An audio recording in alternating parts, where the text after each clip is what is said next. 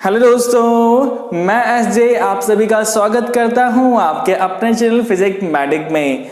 हम लोग कर रहे हैं चैप्टर 9 एप्लीकेशन ऑफ ट्रिग्नोमेट्री, जिसके फर्स्ट वीडियो में हमने एंगल ऑफ एलिवेशन के ऊपर कुछ मोस्ट इंपॉर्टेंट क्वेश्चन डिस्कस किया था और आज हम डिस्कस करने वाले हैं एंगल ऑफ डिप्रेशन के ऊपर क्वेश्चंस जो कि एग्जाम्स में आते रहते हैं। और अगर आपने अभी तक पहली वाली वीडियो नहीं देखी है तो जल्दी से जाकर उस वीडियो को देख लीजिए, उसका लिंक आपको डिस्क्रिप्शन बॉक्स में मिल जाएगा। उसमें मैंने आपको सभी बेसिक समझा रखे इस चैप्टर्स को लेकर के। और अब हम स्टार्ट करने वाले हैं एंगल ऑफ डिप्रेशन के ऊपर क्वेश्चन। और उसके लिए क्या स्टेप्स थे याद है? ये भूल गए, याद है ना? तो एक रिवाइज करते हैं वो स्टेप्स क्या थे क्वेश्चन को सॉल्व करने का। तो पहला स्टेप क्या है कि आपको क्वेश्चन को बहुत ध्यान से रीड करना है।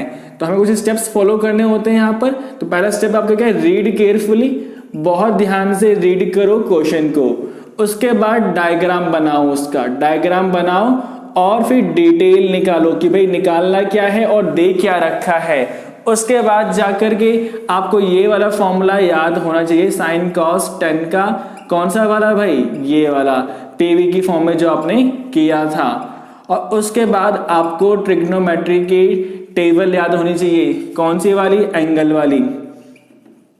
याद है ना? साइन 60 की वैल्यू क्या होती है, टेन 60 की वैल्यू क्या होती है। तो ये आपको आना चाहिए। उसके बाद जाकर के आपका आंसर आ जाएगा। ओके, तो ध्यान से रीड करना है, डायग्राम बनाना है, डिटेल लिखनी है उसमें कि गिवन क्या है, निकालना क्या है। उसके बाद इसका यूज करके पहचानना है कि वहां कौन सा रेशियो यूज करना है। और लास्ट में हम लगाएंगे ट्रिग्नोमेट्री टेबल और उसके बाद आ जाएगा आंसर। ओके, तो लेट्स स्टार्ट। इस क्वेश्चन को देखते हैं यहां पर करना क्या है आपको। तो क्वेश्चन क्या है अपने पास? From the top of a 7 metre tall building. तो भाई एक बिल्डिंग है जो कि 7 मीटर टॉल है।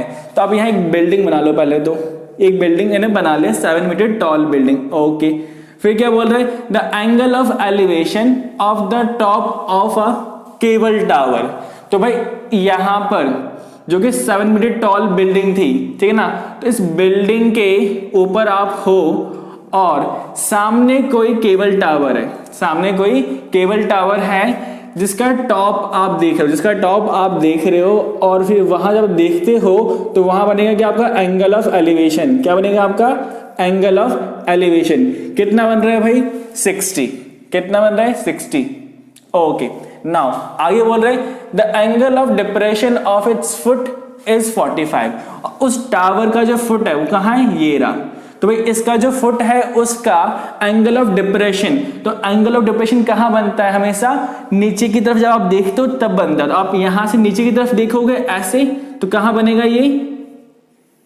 ये आपका इधर बनेगा 45, है ना? याद है? समझाया था लास्ट वीडियो में। Okay, good.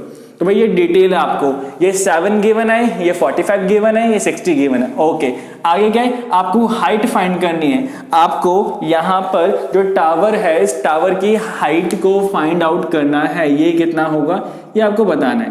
तो इसके लिए पहले हम कर लेंगे naming. A B C D E। Very good. आप PQRS का भी यूज कर सकते हो, आप कुछ भी नेमिंग कर सकते हो, ठीक है?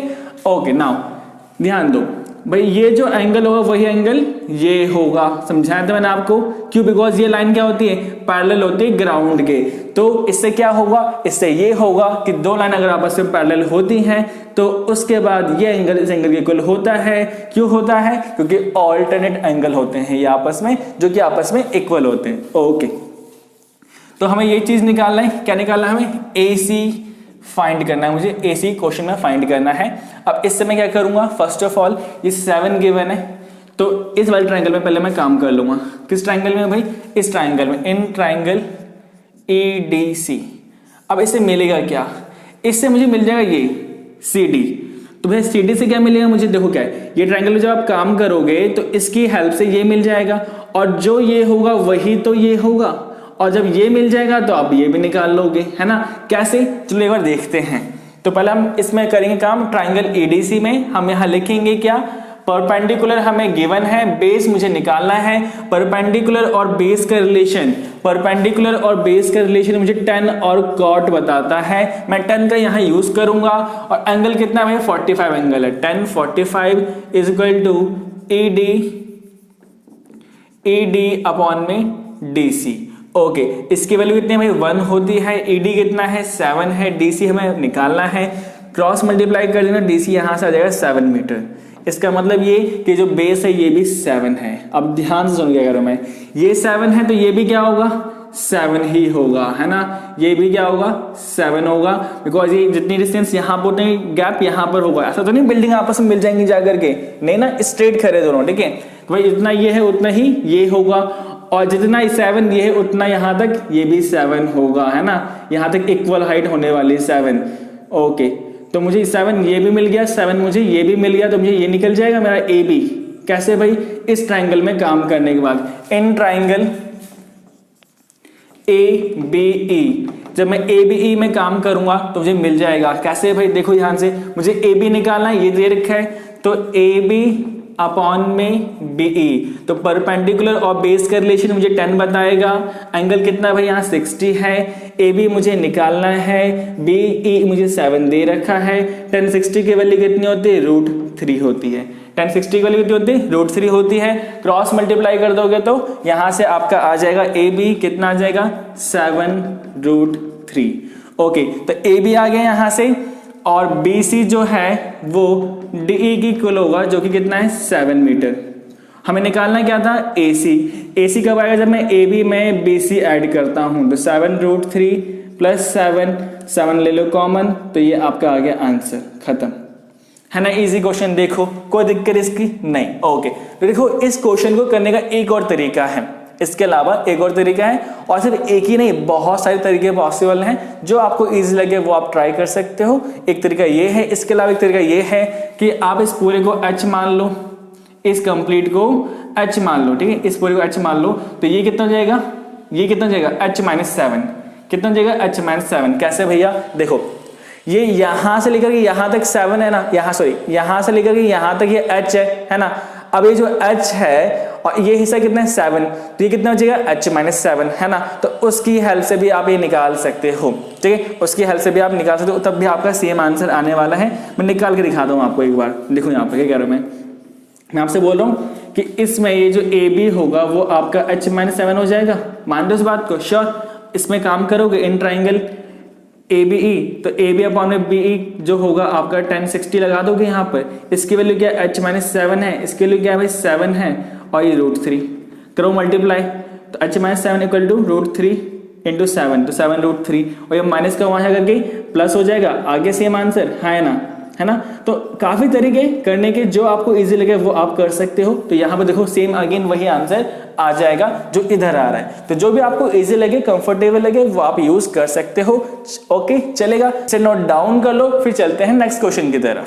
तो देखो क्वेश्चन अपने पास, अपने को पहले हमेशा रीड करना होता है, फिर डायग्राम बनाना होता है, फिर इंफॉर्मेशन निकालनी होती है, और फिर सोल्यूशन कर देना होता है। तो देखते हैं इसमें क्या करना है। फर्स्ट स्टेप, रीड करो। As examined from the top of a 75 metre high light house. क्या मतलब भाई, एक लाइट हाउस है, कोई यहाँ कोई लाइट हाउस है, ठीक है, कितना है वो 75 मीटर है, उसकी हाइट कितनी है भाई 75 मीटर। ओके, उसके टॉप से, आप यहाँ टॉप पर हो, ठीक है। ओके, आगे बोल रहे हैं फ्रॉम सी लेवल, सी यहाँ पानी है, समुद्र है, ठीक है। The angle of depression of two ship are 30 and 45 degree. भाई क्या बोल रहे हैं कि यहाँ पर दो शिप होगा, लेट्स सपोज ये एक शिप हो गया आपका, ठीक है, और दूसरा शिप ये हो गया, ठीक है। आप यहाँ ऊपर हो और यहाँ से आप देख रहे हो इन शिप को, और जब आप देखोगे शिप को तो यहाँ बनेगा क्या, एंगल ऑफ डिप्रेशन। क्या बनेगा, एंगल ऑफ डिप्रेशन। तो एक बन रहा है 30 और दूसरा बन रहा है क्या 45। तो जो कम होगा, ये कम लग रहा है आपको, ये 30 हो जाएगा, और ये ज्यादा लग रहा है तो ये 45 हो जाएगा। तो अगर ये 30 है, ये लाइन धोइए, हाँ भाई 30 है, तो ये भी कितना होगा 30 होगा, और अगर ये 45 है तो ये भी 45 होगा, ठीक है। ओके, आगे बोले if one of the ship exactly behind, तो भाई एक के पीछे दूसरा है, exactly behind the other on the same side of the light house, calculate the distance between the two ship. ये दो शिप जो है इनके बीच का डिस्टेंस, आपको ये डिस्टेंस है फाइंड करना, ये डिस्टेंस आपको फाइंड करना होगा। ओके, तो पहले नेमिंग कर लेंगे इसका, A B C D, है ना, A B C D naming हो गई। ओके, अब मुझे निकालना क्या है भाई, यहाँ पर मुझे निकालना है CD, मुझे निकालना है CD की वैल्यू। ओके, तो CD निकालने के लिए मैं क्या करूंगा, CD निकालने के लिए मैं अगर मैं BD में से BC माइनस कर दूं तो मैं CD आ जाएगा, है ना। अगर इस कंप्लीट वाले में से ये स्मॉल वाला में अगर मैं माइनस कर दूं, इस कंप्लीट में से स्मॉल माइनस कर दूं तो ये आंसर आ जाएगा, नहीं आ जाएगा, आ जाएगा पक्का। इट मीन्स मुझे CD निकालने के लिए BD में से BC माइनस करना होगा। और इसका मतलब क्या हुआ कि पहले मुझे BD फाइंड करना होगा, फिर मुझे BC फाइंड करना होगा, है ना। तो मुझे BD और BC फाइंड करना होगा। ओके, अच्छी बात है। तो आप ये कर लोगे, पहले आप स्मॉल ट्राइंगल से स्टार्ट करोगे, इन ट्राइंगल ABC, है ना। तो हमें गिवन क्या है भाई, परपेंडिकुलर निकालना क्या है, बेस। परपेंडिकुलर और बेस का रिलेशन कौन बताएगा, tan और cot। मैं यूज करूंगा tan, ठीक है। तो tan equal to AB upon में BC, इसकी वैल्यू 1 होती है। AB कितना है, 75 है, BC हमें निकालना है, क्रॉस मल्टीप्लाई कर दो 75, ये भी आ गया, मतलब कि BC कितना आ गया, 75 मीटर आ गया। ओके, आगे देखते हैं। अब कंप्लीट ट्राइंगल में बात करते हैं, इन ट्राइंगल ABD। तो अगेन हम वही करेंगे, AB अपॉन में BD, अगेन 10 लगेगा, बट अब के और एंगल कितना होगा, 30 होगा। AB हमें 75 गिवन है, BD हमें निकालना है, इसके लिए 1/√3 होती है, ठीक है। क्रॉस मल्टीप्लाई करेंगे तो यहाँ से आ जाएगा ये 75√3। ओके, आ गया। और हमें निकालना क्या है भाई, हमें निकालना है CD, और CD निकालने का फॉर्मूला क्या है भाई, BD में से BC को माइनस कर दो, तो कर दो भाई माइनस। तो CD निकालने के लिए आप BD में से BC को माइनस कर दोगे। ये 75√3 था और ये 75 था, तो 75 ले लो कॉमन, √3 - 1 मीटर, ये आपका आंसर, खत्म, है ना। सिंपल क्वेश्चन, देखो कोई दिक्कत नहीं ना। ओके, अब यहाँ ना एक डाउट जो आपके दिमाग में आता है कि भैया इसको आगे और सॉल्व करना है, तो अगर आपके पास टाइम है तो आप आगे सॉल्व कर देना, ठीक है। बाकी कोई खास रिक्वायरमेंट नहीं है, यहाँ तक करोगे तब भी आपको फुल मार्क्स मिलेंगे, सो डोंट वरी। बस इतना ध्यान रखना कि जब आप ये वाले क्वेश्चंस कर रहे हो, ठीक है, और अगर यहाँ क्वेश्चन का जो फाइनल आंसर, लास्ट वाला आंसर जो आप कर रहे हो, उसमें डिनोमिनेटर में अगर रूट आता है, डिनोमिनेटर में अगर रूट आता है तो वहां रैशनलाइजेशन करना भूलना मत, वहां पर रैशनलाइजेशन करना कंपलसरी हो जाता है। बाकी यहाँ पर जरूरी नहीं कि आप आगे सोल्यूशन करो। ओके, तो जल्दी से इसे नोट डाउन कर लो, फिर हम चलते हैं अपने नेक्स्ट क्वेश्चन की तरफ। तो अब जल्दी से इस क्वेश्चन को भी देख लेते हैं। करना क्या है इस क्वेश्चन में, a highway leads to the foot of a tower. तो भाई कोई अपने पास हाईवे है, अच्छी बात है, हम मानेंगे कि हाईवे। ओके, तो इस हाईवे पे आप मान लो एक टावर है, ये टावर हो गया, ठीक है। And a man standing on the tower, इस टावर के ऊपर एक मैन, कोई आदमी खड़ा है वहां पर, ठीक है। तो ये मान लो ये आप हो यहाँ पर खड़े, ठीक है। द टावर ऑब्जर्व्स, है ना, observes a car eight an angle of depression 30 degree. क्या मतलब, ये टावर है, टावर पे एक आदमी खड़ा है और खड़े होकर के यहाँ से वो एक कार को देख रहा है। एक कार यहाँ है, जैसे आप देख रहे हो, और जब आप देखते हो उस कार को तो यहाँ एंगल ऑफ डिप्रेशन बनेगा। क्या बनेगा, एंगल ऑफ डिप्रेशन बनेगा। कितना बन रहा है भाई, 30 डिग्री। तो भाई 30 डिग्री ये, तो 30 डिग्री ये भी होगा, है ना, पक्का श्योर, ठीक है। तो आगे क्या बोले, which is approaching the foot of the tower with a constant speed. मतलब क्या हुआ कि जो कार है वो कार चल रहा है आगे की तरफ, कहाँ, टावर के फुट तक। मतलब कि जो कार है टावर के पास पहुंच रहा है, टावर के पास जा रहा है एक कांस्टेंट स्पीड से, मतलब कि अपनी स्पीड चेंज नहीं करने वाला ये कार। आफ्टर 6 सेकेंड्स, 6 सेकेंड के बाद, ठीक है। अब मान लो यहाँ पर है तो 6 सेकेंड बाद, 6 सेकेंड बाद कहीं यहाँ पहुंच जाएगा, कहीं भी मान लो पहुंच गया है, ठीक है। तो 6 सेकेंड जब वो हो गए कंप्लीट तो ये आगे पहुंच गया, यहाँ पर मान लो, तो angle of depression of the car is 60। तो उस टाइम जो एंगल ऑफ डिप्रेशन बनेगा, ये जो बनेगा ये 60 बन रहा है, तो ये भी कितना होगा, 60 ही होगा। ओके, ठीक है। आगे क्या बोल रहे हैं, कैलकुलेट द फर्दर टाइम। क्या कैलकुलेट करना है भाई, time taken by the car to reach the foot of the tower. तो भाई ये जो कार है पहले यहाँ था, यहाँ से यहाँ आ गया, कितने टाइम में, 6 सेकेंड में। 6 सेकेंड में ये यहाँ से यहाँ आ गया। अब यहाँ से यहाँ टावर के फुट तक पहुंचने में उसे कितना टाइम लगेगा, ये मुझे कैलकुलेट करना है, ये मुझे बताना है, ठीक है, तो ये हमारा क्वेश्चन है। तो ना ही हमें यहाँ कोई हाइट गिवन है, ना ही हमें यहाँ कोई डिस्टेंस गिवन है, और हमें यहाँ निकालना है टाइम।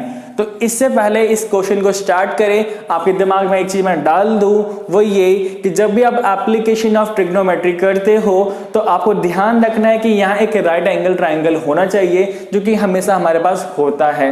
अगर नहीं है तो आपको कंस्ट्रक्शन की हेल्प लेनी होगी और वहां बनाना होगा एक राइट एंगल ट्राइंगल।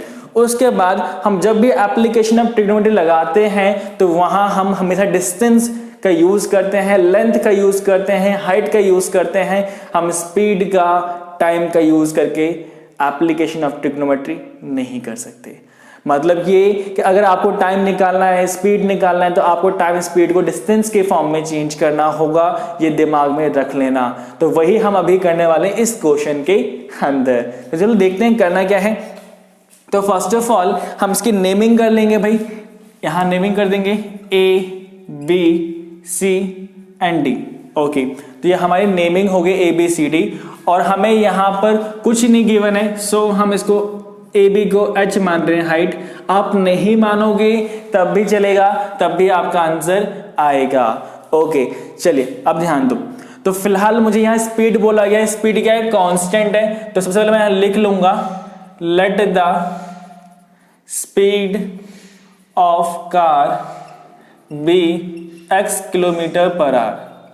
ठीक है, तो मैंने मान लिया कि जो उसकी स्पीड है वो इतनी है। ठीक है, x मीटर पर सेकंड मान लेते हैं इसको। ठीक है, किलोमीटर पर आवर नहीं, इसे मीटर पर सेकंड मान लो।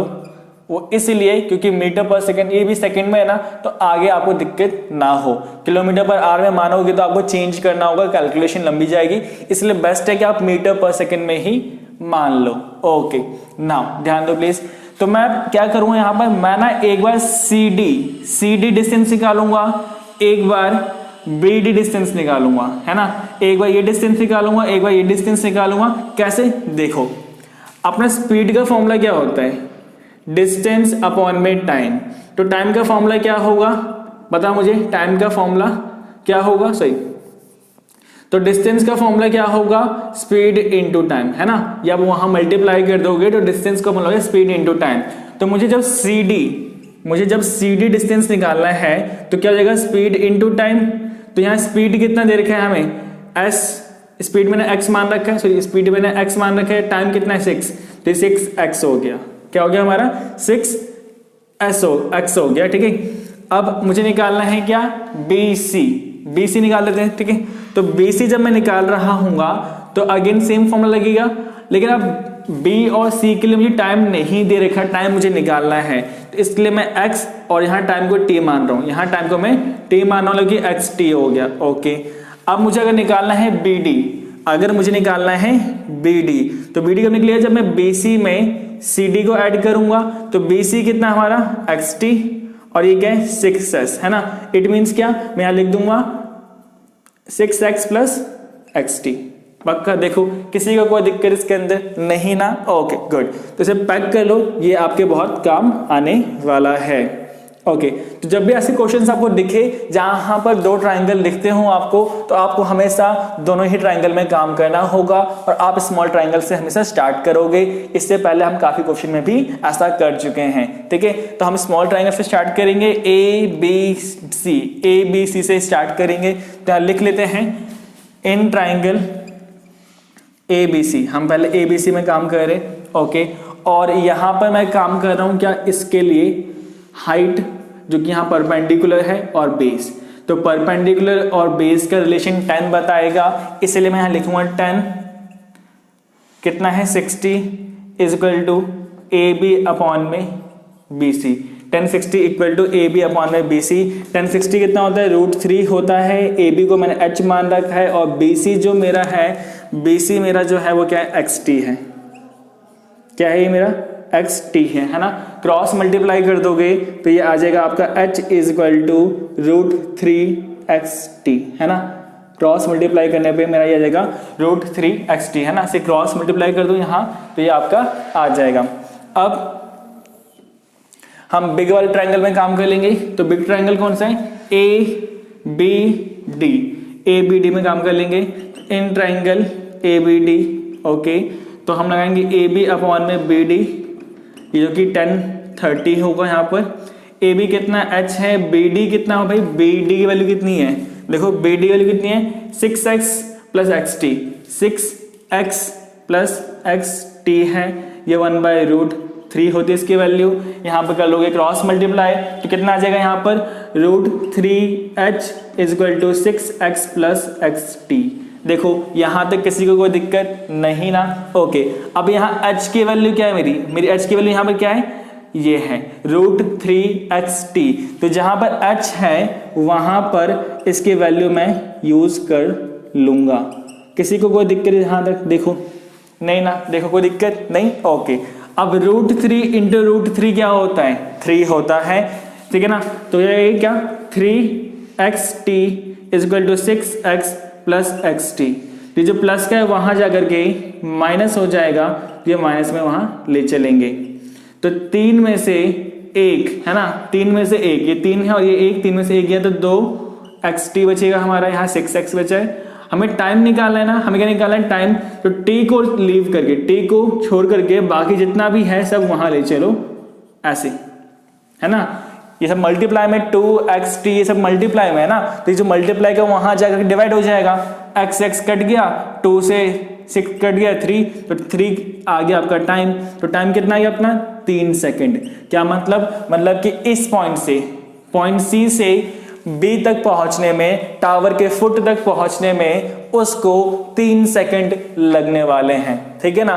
ओके, देखो ध्यान से, क्या इस क्वेश्चन में किसी को दिक्कत है? ये क्वेश्चन बहुत ज्यादा इंपॉर्टेंट है और ये काफी कंफ्यूज करता है आप लोगों को, और उम्मीद करता हूं अब इसके बाद आपको कोई दिक्कत नहीं होगी। अगर कोई दिक्कत है इस क्वेश्चन को लेकर के आप मुझे कमेंट बॉक्स में प्लीज बताइए और जल्दी से बताइए, जिससे मैं आपकी क्वेरीज को क्लियर कर सकूं। तो जल्दी से देखो, कोई दिक्कत है तो मुझे जल्दी से बताओ। ओके, तो अब जल्दी से इस क्वेश्चन को डिस्कस कर लेते हैं। ये आपके एक्सरसाइज का लास्ट क्वेश्चन है, बहुत इंपॉर्टेंट क्वेश्चन है, प्रूव करना है आपको इसके अंदर। देखते हैं क्या करना है। तो फर्स्ट ऑफ ऑल रीड करेंगे क्वेश्चन को ध्यान से। The angle of elevation of the top of a tower from the 2 different points. मतलब कि भाई यहाँ पे एक टावर है और वहां टावर के लिए आप एंगल ऑफ एलिवेशन बनाने वाले हो, और भाई 2 अलग अलग जगह पे at 2 different points at a distance of 4 meter and 9 meter from the base of the tower, different and in the same straight line with it are complementary. Different and in the same straight line are complementary. Prove that the height of the tower is 6 meter. तो देखो question क्या बोल रहा है। Question क्या बोल रहे हैं भाई, एक अपने पास टावर है, ये लो टावर बन गया अपना, ठीक है, और ये ग्राउंड हो गया। तो भाई ये जो टावर है, इस टावर के टॉप को आप देख रहे हो, इस टावर के टॉप को आप देख रहे हो यहां से, और भाई यहाँ कहां पर 2 अलग अलग पोजीशन से, 2 अलग अलग पॉइंट से, ठीक है। एक बार यहां से देख रहे हो मान लो, एक बार यहां से देख रहे हो, ठीक है। तो भाई देख रहे हो आप, यहां जब देखोगे तो कौन सा एंगल बनेगा, एलिवेशन या डिप्रेशन, एलिवेशन है ना। तो भाई यहाँ एलिवेशन बन रहा है। तो जो पहला पॉइंट है जहां से आप देख रहे हो वो आपका इसके फुट से 4 मीटर दूर है, और दूसरा पॉइंट जो है आपका वो 9 मीटर है ना। तो पहला पॉइंट आपका 4 है और दूसरा पॉइंट क्या आपका 9 मीटर दूर है आपके टावर से, ठीक है, बेस ऑफ द टावर लिखे ना। आगे बोले different and in the same straight line, मतलब कि यहाँ जो एंगल बन रहा है ना, ये जो एंगल बन रहा है ये एंगल डिफरेंट है, अलग अलग एंगल है और एक ही स्ट्रेट लाइन के ऊपर है। और ये जो एंगल ये क्या है, कॉम्प्लीमेंट्री। क्या ये कॉम्प्लीमेंट्री। तो कॉम्प्लीमेंट्री क्या होता है, जब आपके 2 एंगल का सम 90 हो उसे कॉम्प्लीमेंट्री कहते हैं, मतलब कि 2 एंगल को ऐड करने पे 90 हो।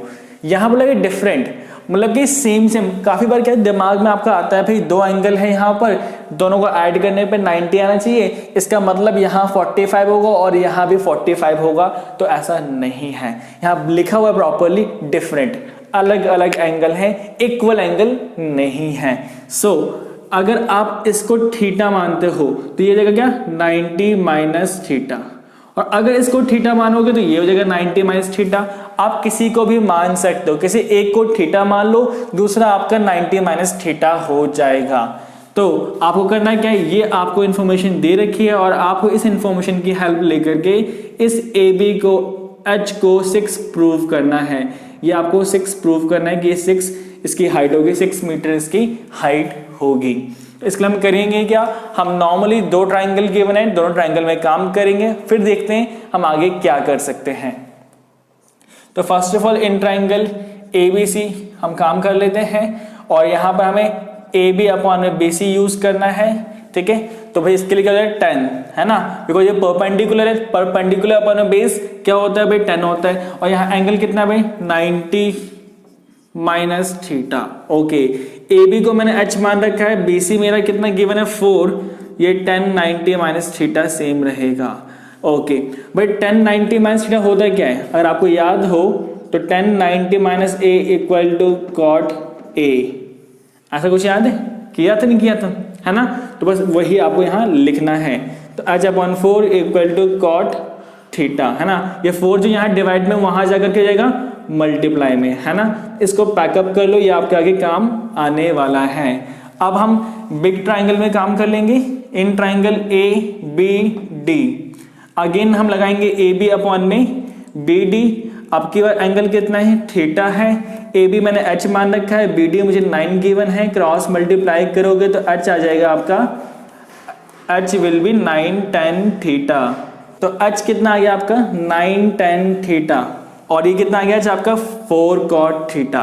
तो अब इसका क्या करना है, ये 2 एंगल बन गए ना, यहाँ पर 2 इक्वेशंस बन गए ना। अब इन दोनों इक्वेशंस को आपको मल्टीप्लाई करना है, फर्स्ट और सेकंड को मल्टीप्लाई करना है। जब भी ऐसे क्वेश्चंस दिख जाए आपको, यहाँ आपको मल्टीप्लाई करना होगा, ओके। ऐसा क्यों करना है, क्योंकि मल्टीप्लाई जब हम करेंगे तो हम 10 से कॉट को काट पाएंगे। कैसे, देखो पहले हम H को H से मल्टीप्लाई करेंगे, यहाँ पर इक्वल टू सेम 9 को 4 से मल्टीप्लाई करेंगे और यहाँ कॉट थीटा इंटू 10 थीटा रहेगा। तो H इंटू H कितना होता है H स्क्वायर, ये 9 इंटू 4 कितना होगा 36, और जो कॉट और ये जो 10 है इनमें से आपको किसी एक को चेंज कर लेना है। मैं जहां कॉट है वहां लिख दूं 10, कॉट को लिख दूं मैं 1/10 और ये 10 सेम रहेगा। तो 10 से 10 कैंसिल, H स्क्वायर कितना आ गया 36 आ गया, है ना। श्योर, देखो कोई दिक्कत नहीं ना। अब ये जो स्क्वायर है ये वहां जाके क्या जाएगा रूट, तो 36 बाहर आके जाएगा 6, तो H कितना आ गया हमारा 6 मीटर। तो ये हो गया हमारा प्रूफ, है ना। तो अच्छा हमारा 6 मीटर आ गया, यही तो प्रूफ करना था मुझे, है ना, पक्का, ओके। तो जल्दी से उसे नोट डाउन करो और मुझे बताओ कि आपको कितना समझ में आया है। अगर कोई डाउट है तो आप कमेंट बॉक्स में कमेंट करके मुझे बता सकते हो। तो जल्दी मिलेंगे हम अपने नेक्स्ट क्लास में। See you soon, take care, bye bye.